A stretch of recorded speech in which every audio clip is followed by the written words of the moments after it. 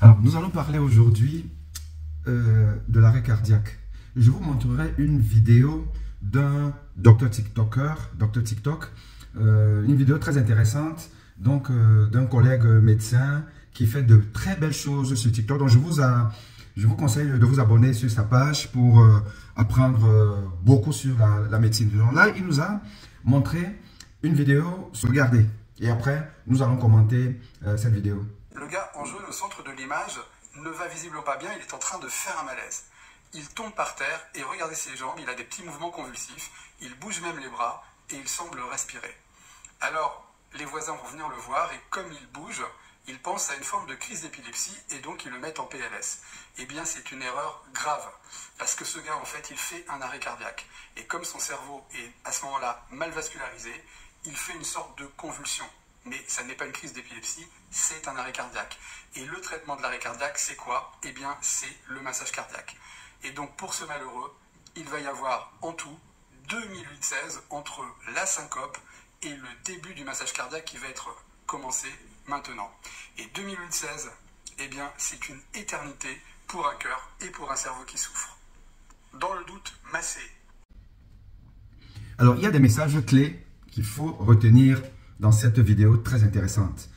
Il y a en fait des choses qu'il faut oublier et des choses qu'il faut plutôt retenir. Commençons par les choses qu'il faut oublier.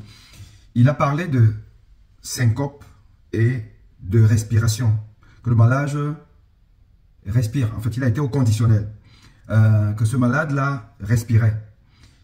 Et il a parlé de syncope. À propos de la respiration, comme je vous l'ai déjà dit, et j'insiste là-dessus, la différence entre un arrêt cardiaque et une perte de connaissance prolongée qui n'est pas due à l'arrêt cardiaque, c'est la respiration, ou du moins la présence ou l'absence de la respiration.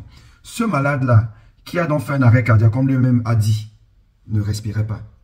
Parce que si on allait, s'il y avait des experts et qui allaient examiner donc sa respiration, on allait se rendre compte qu'il y avait une absence de respiration. Parce que l'arrêt cardiaque ne va pas de pair avec la respiration. Quand on fait un arrêt cardiaque, on ne respire pas. C'est d'ailleurs ce qui fait la différence entre est-ce que je dois masser un arrêt cardiaque ou je dois le mettre en position latérale que moi j'appelle insécurité et pas de sécurité.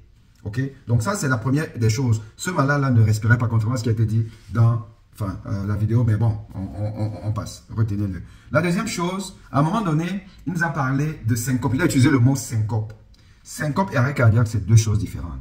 La syncope, c'est une perte de connaissance brève, de courte durée. C'est quelques secondes, c'est rarement, ça atteint rarement la minute. De résolution spontanée. C'est que le malade, il tombe parce qu'il a perdu connaissance, mais il va se réveiller lui-même sans qu'on ait eu à lui faire un massage. C'est ce qu'on appelle la syncope. Or, ici, là, vous avez bien vu, il vous a dit, arrêt de plus de 2 minutes 16 avant qu'on ne commence à masser. Dans la syncope, vous n'avez pas besoin de masser quelqu'un pour qu'il revienne en lui. Mais par contre, dans l'arrêt cardiaque, que le cœur, il ne bouge pas. Le cœur, au lieu de faire ça, il est comme ça. Il reste comme ça là. Pause. C'est ça l'arrêt cardiaque.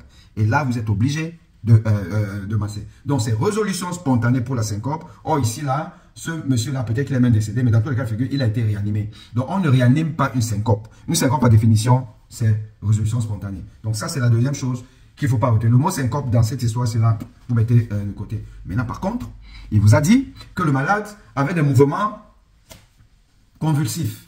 Oui, dans l'arrêt cardiaque, on peut avoir des mouvements convulsifs. Parce que l'hypoperfusion cérébrale va être donc à l'origine des mouvements tonico-cloniques, un peu comme de l'épilepsie. Donc, si vous voyez un malade qui tombe et qui se met à convulsionner, ne vous dites pas que c'est l'épilepsie, ça va comme généralement l'épilepsie, après le malade revient spontanément à la connaissance, faites attention. Peut-être que c'est un arrêt cardiaque.